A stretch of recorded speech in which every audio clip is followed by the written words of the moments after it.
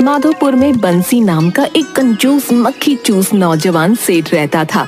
उसकी कंजूसी के चर्चे दूर दूर तक मशहूर थे। उसकी कंजूसी के कारण उसकी पत्नी और बच्चे बेहद परेशान रहते थे। बंसी आज भी दोपहर के वक्त आराम से पड़ा पड़ा खर्राटे लेकर सो रहा था कि तभी उसकी पत्नी रज्जो ने आकर उसे जगा दिया। क्या हुआ? इतने अच्छे अच्छे सपने देख रहा था, क्यों जगा दिया मुझे? दोपहर के 12 बज गए हैं, अभी तक तुम कुछ पकाने को लेकर नहीं लाए। राजू को भूख लग रही है, आज दोपहर में कुछ खाने को बनेगा कि नहीं? अरे कल ही तो मैं भिंडी लेकर आया था, इतनी जल्दी खत्म भी हो गई। बोल तो ऐसे रहे हो जैसे कि कल 5 किलो भिंडी लेकर आए हो। तुम जो भिंडी लेकर आए थे आधी से ज्यादा तो उसमें खराब निकल गई। और मत भूलो राजू अब 12 साल का हो गया है। अरे अगर 12 साल का हो गया है तो क्या 12 आदमियों का खाना खाएगा? कुछ तो शर्म करो, एक ही बेटा है हमारा। मेरी तो समझ ही नहीं आता कि आखिर इतनी दौलत का क्या करेंगे आप। अरे अगर मुझे दौलत विरासत में मिली है तो क्या मैं दौलत ऐसे ही लुटा दूं?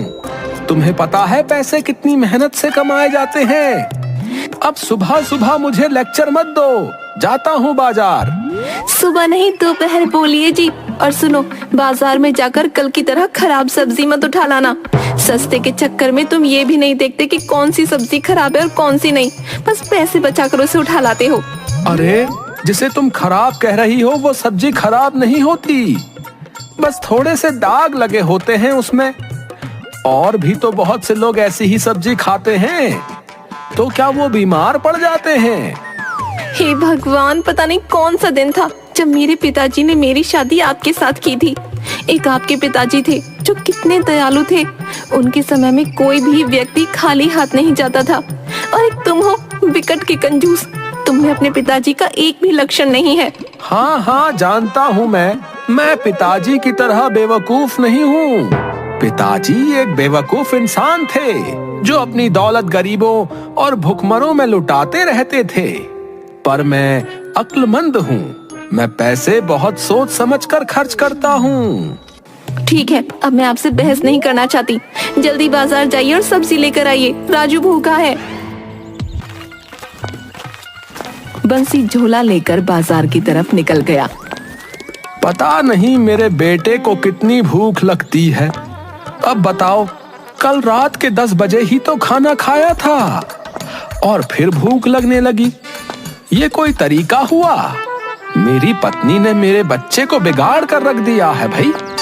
मुझे पूरी उम्मीद है कि मेरे बाद मेरी पत्नी और मेरा बेटा मेरी सारी दौलत पानी की तरह बहा देंगे, पर मैं ऐसा हरगिज नहीं होने दूंगा।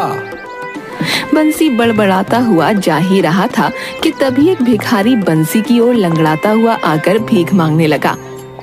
भगवान के नाम पर कुछ दे दे बेटा। बंसी ने देखा कि भिखारी के कटोरे में 10-10 के 3-4 नोट पड़े हुए थे।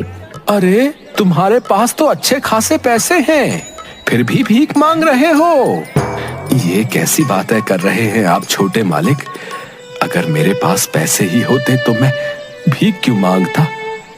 अरे ये कटोरे में 30-40 रुपए पड़े तो हैं, ये क्या कम है?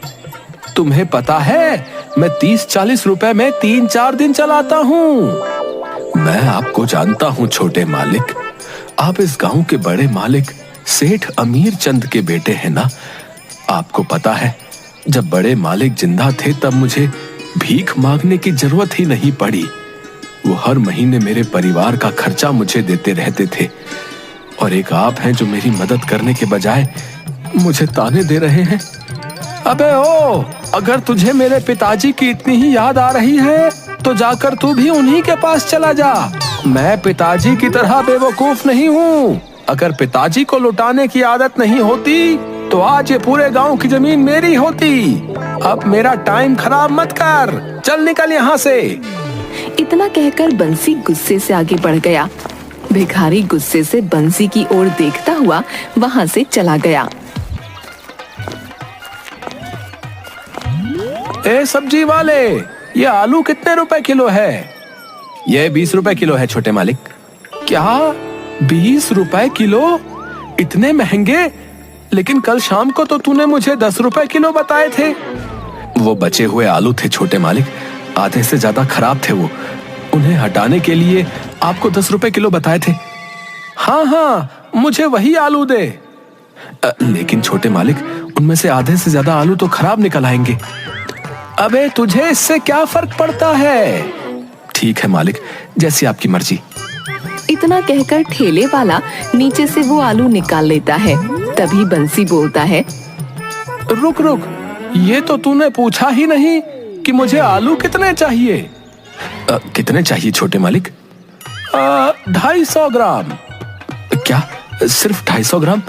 छोटे मालिक, 250 ग्राम में मुश्किल से 3 आलू ही चढ़ेंगे और उसमें से आधे से ज्यादा खराब निकल आएंगे। पागल हो गया है क्या? मैं पूरे दिन 10 रुपए की सब्जी खरीद कर अपने घर के लिए ले जाता हूँ। मुझे लेक्चर मत दे। चल जल्दी से, जितना मैं कहता हूँ बस उतना ही निकाल। बंसी की बात पर सब्जी वाले को गुस्सा तो बहुत आता है, लेकिन वो गुस्सा दबा कर रह जाता है। कुछ देर के बाद बंसी खराब सब्जियां लेकर अपने घर की ओर चला गया।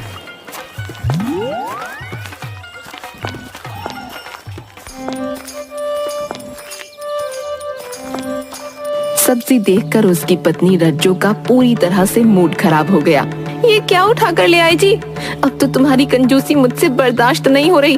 तुमने तो हद ही कर दी। पागल हो गई हो क्या? पूरे 10 रुपए की सब्जी है, इससे तेल भी कम खर्च होगा। 10 रुपए की सब्जी क्यों उठा लाए? 10 रुपए का चाकू खरीद कर हम दोनों के गले काट दो। तुम अकेले ही रहना, तुम्हारे बहुत पैसे बचेंगे। चाकू खरीदने के लिए भी पैसे क्यों खर्च करूं? रसोई में पड़ा तो है ना। हे भगवान, मैं इस आदमी का क्या करूं? जाओ, नहीं बनाऊंगी सब्जी। मैं भी भूखी रहूंगी, तुम्हारा बेटा भी भूखा रहेगा।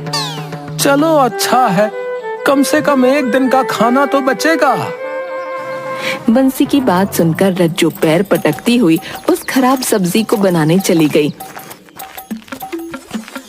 बंसी फिर से आराम की नींद सो गया।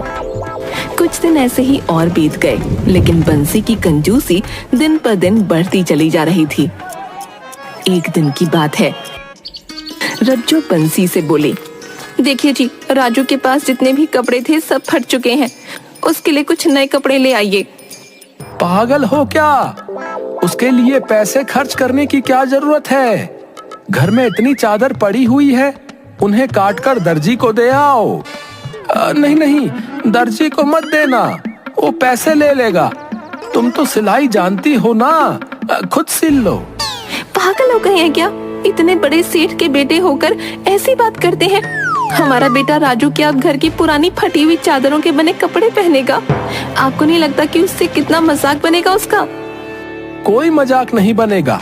मुझे देखो, पिछले 3 साल से यही बनियान और यही पजामा पहना हुआ हूँ।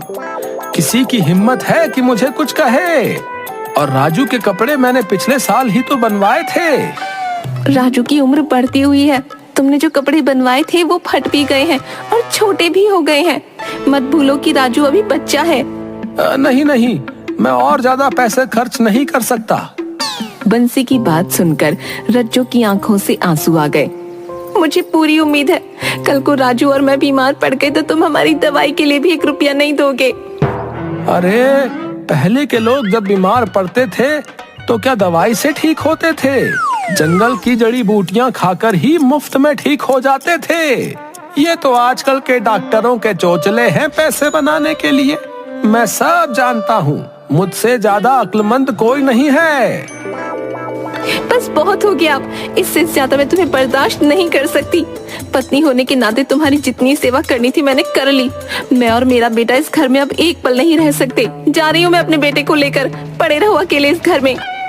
अरे जा रही हो तो जाओ। रज्जो गुस्से से अपने बेटे को लेकर वहाँ से चली गई और बंसी आराम से लेट गया। अच्छा हुआ चले गए दोनों। रोज के हिसाब से मेरे इनके खाने पर ही करीब 50 रुपए खर्च होते थे। 25 के हिसाब से महीने में बनते हैं 750 रुपए और 750 रुपए के हिसाब से साल में बनते हैं 9000 रुपए। बताओ, हर साल इनके ऊपर 9000 रुपए का खर्चा करना पड़ता था भाई। बंसी की पत्नी गुस्से से जंगल के रास्ते से राजू को लेकर चली जा रही थी। तभी राजू का पैर फिसल गया और राजू गिर गया। चोट तो नहीं आई बेटा? नहीं माँ। अरे तुम्हारे पैरों में से तो हल्का हल्का खून निकल रहा है। चलो वो सामने एक पेड़ है, वहां बैठकर आराम कर लेते हैं, फिर चलेंगे। रज्जो राजू को लेकर उस पेड़ के नीचे बैठी ही थी कि तभी वहां पर एक साधु भिक्षा मांगने आ गए। ईश्वर के नाम पर बाबा को कुछ दे दे बेटी। क्या बाबा, आप भी किससे मांग रहे हो जिसका पति जिसे एक पैसा भी नहीं देता? रज्जो की बात सुनकर साधु रज्जो को गौर से देखने लगा। मैं तुझे जानता हूँ, तू सेठ अमीर चंद की बहू है ना? अरे आप तो मुझे सचमुच जानते हैं, आपने सही पहचाना। वो बहुत अच्छे व्यक्ति थे। वो हर महीने साधुओं को जलपान कराया करते थे और उनकी खूब सेवा किया करते थे। हाँ, लेकिन उनके इस दुनिया से जाने के बाद उनके बेटे ने इस परंपरा को तोड़ दिया। वो दान देने में बहुत ज्यादा मशहूर थे और उनका बेटा कंजूसी में, वो भी इतना कंजूस कि इतनी दौलत होने के बाद भी अपने बेटे के लिए कपड़ा तक नहीं बनवा सकता। लगता है तुम अपने पति से बहुत ज्यादा परेशान हो। वैसे मैंने उसकी कंजूसी के चर्चे सुने हैं। सिर्फ तुम ही नहीं बल्कि पूरा गांव उसकी कंजूसी से परेशान है। जाओ बेटी, घर जाओ, कल से तुम्हारा पति सुधर जाएगा। सच में बाबा? साधु ने रहस्यमयी अंदाज में मुस्कुराकर कहा। हाँ, सच में। साधु के कहने पर रज्जो वापस अपने पति के घर चली गई।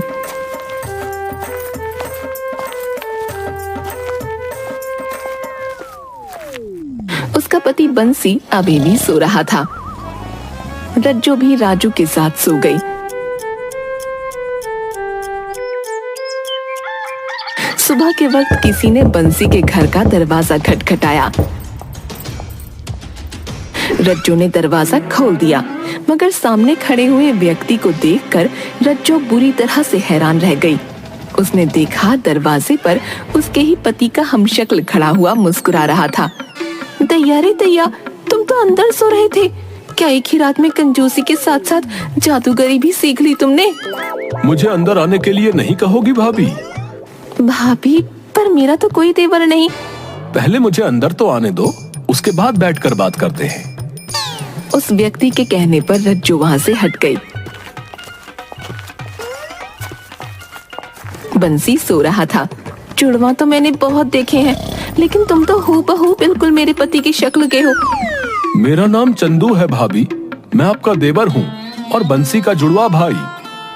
इतना कहकर चंदू ने बंसी को सोते से उठा दिया। अरे तुम तो अपने घर चली गई थी, फिर वापस क्यों आ गई? आंखें खोलो भैया, मैं हूँ तुम्हारा जुड़वा भाई। अपने घर में किसी आदमी की आवाज सुनकर बंसी उठकर बैठ गया, मगर सामने अपने हमशक्ल को देखकर वो बुरी तरह से हैरान होकर बोला। कौन है तू? तुम्हारा जुड़वा भाई है। मेरा जुड़वा भाई पागल हो गया है क्या? मैं अपने पिताजी की इकलौती संतान हूँ, मेरा कोई भाई नहीं है। नहीं भैया, आपको कोई गलतफहमी हुई है। पिताजी ने कभी आपको इस बारे में बताया नहीं। पिताजी ने मुझे बचपन से ही यहाँ से अलग रखा था, पर कुछ दिनों पहले ही मुझे पता चला कि पिताजी अपनी सारी जायदाद मेरे नाम कर गए, इसलिए मैं तुरंत दौड़ा चला आया यहाँ। तेरा दिमाग तो ठीक है।